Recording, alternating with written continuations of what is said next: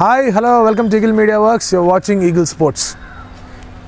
ఈ వీడియో ముందుకు వెళ్ళాలంటేనే కొంచెం చాలా ఇబ్బందిగా ఉందండి చెప్పడానికి. ముందు వీడియోలో చెప్పడం జరిగింది 60-40 అనే పర్సంటేజ్తో ఇండియా మీదే బ్యాలెన్స్ ఫేవర్గా ఉంది అని చెప్పేసి. కానీ మ్యాచ్ స్టార్ట్ అవడంతోనే బ్యాలెన్స్ మొత్తం కూడా ఇంగ్లాండ్ వైపు వెళ్ళిపోవడంతో కొంచెం చాలా బాధగా ఉంది. ఎందుకంటే గెలిచి చరిత్ర సృష్టించగలిగే ఒక అవకాశం ఉన్న మ్యాచ్ని చేజేతు ద్వారా పోగొట్టుకోవడం. అట్ ద సేమ్ టైం ఎడ్బాస్టన్లో బ్రిటన్ క్రికెట్ గ్రౌండ్లో ఇంగ్లీష్ క్రికెట్ టీం వాళ్ళ ఒక గెలుపు పరంపర అనేది కొనసాగుతూనే వచ్చింది.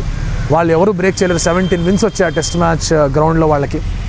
అండ్ ఇలాంటి ఒక తరుణంలో ఫస్ట్ ఓవర్లోనే దినేష్ కార్తిక్ వికెట్ పడడం, తర్వాత వెంటనే కొంచెం స్టడీ పార్ట్నర్షిప్గా కోహ్లీ అండ్ పాండే ఆడుతుంటే మళ్ళీ కోహ్లీ అవుట్ అవ్వడం, షామీ అవుట్ అవ్వడం, ఇషాంత్ వచ్చి 2 4 కొట్టి సరే ఫైన్ కొంచెం అగ్రెషన్ కనిపిస్తుంది, హార్దిక్ పాండే కూడా అగ్రెషన్గా ఆడుతున్నాడు అనుకుంటుంటే ఇషాంత్ అవుట్ అవ్వడం. ఆ తర్వాత ఇంకా 1 వికెట్ ఉంది, హార్దిక్ పాండే ఏమైనా లోన్ పోరాటం ఏమైనా చేస్తాడనుకుంటే ఒక 6-7 రన్స్కి లాస్ట్ వికెట్ కూడా పడిపోవడం. అండ్ ప్రతి ఒక్క ప్లేయర్లో నా బాధ కనిపించింది.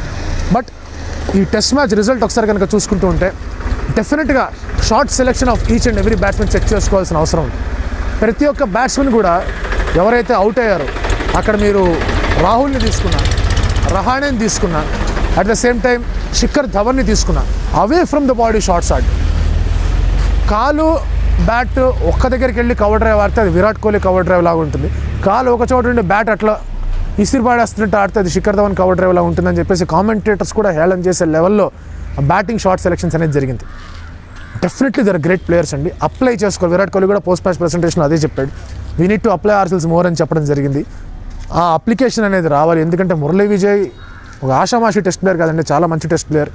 కేఎల్ రాహుల్ మంచి టెంపర్మెంట్ ఉన్న ప్లేయర్. కానీ అప్లై చేసుకోకుండా ఆడగలము అని చెప్పేసి ఒక నమ్మకంతో, ఓవర్ కాన్ఫిడెన్స్ కూడా కాదండి, ఒక నమ్మకం అది ఆడగలము అని చెప్పేసి, దాంతో కొంచెం షార్ట్ సెలెక్షన్స్లో కొంచెం ప్రాబ్లమ్స్ వచ్చాయి. సో దీని గురించి పెద్దగా డిబేట్లు పెట్టేసుకొని బ్యాటింగ్ ఓడిపోయింది, బ్యాటింగ్ వాళ్ళు ఓడిపోయారు. బ్యాటింగ్ వాళ్ళు ఓడిపోయాం. డైజెస్ట్ చేసుకోవడం కష్టం. విరాట్ కోహ్లీ తప్ప బ్యాటింగ్ ఎవడు చేయలేదు. అన్నీ కూడా మంచి పాయింట్సే, కానీ వాళ్ళు ఎవరు ఆషామాషి బ్యాట్స్మెన్ కాదు. వాళ్ళు కొంచెం అప్లికేషన్ అనేది రావాలి. At the same time team సెలెక్షన్స్లో 5th బౌలర్ని తీసుకోవడం పట్ల కూడా క్వశ్చన్ చేసుకోవాల్సిన అవసరం ఉంది. క్రితం వీడియోస్లో కూడా హార్దిక్ పాండే ఒక పొజిషన్ గురించి కూడా మనం మాట్లాడుకుంటూ వచ్చాం. Is he a bowler, is he a batsmen, or is he a semi అని చెప్పేసి. ఆయన కనుక సెమీ అనుకుంటే కనుక ఆయన ప్లేస్ని ఆయన క్వశ్చన్ చేసుకోవాలి. At the same time Ravi Shastri, Virat Kohli కూడా క్వశ్చన్ చేయాల్సిన అవసరం ఉంది.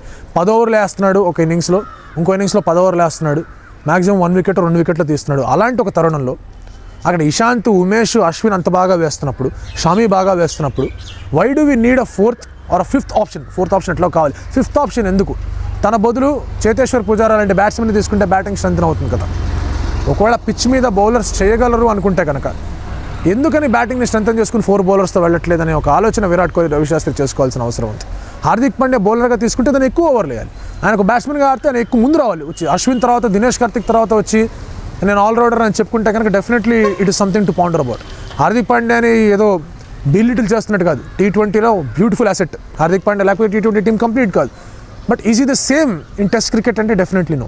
సో ఇలాంటి ఒక తరుణంలో నెక్స్ట్ పిచ్ లార్డ్స్లో ఉంటుంది. లార్డ్స్లో స్పిన్ ఎక్కువ తిరుగుద్ది. డెఫినెట్లీ లార్డ్స్ వికెట్ టర్న్ అవుద్ది 3rd 4th దగ్గర వచ్చేసరికి. ఇదైతే ఫస్ట్ డే నుంచే మనం టర్న్ చూసాం, అశ్విన్ బీభత్సమైన పర్ఫార్మెన్స్ చూసాం. కాబట్టి should you going for a Jadeja who can provide more solidity, at least attack చేయగలడా.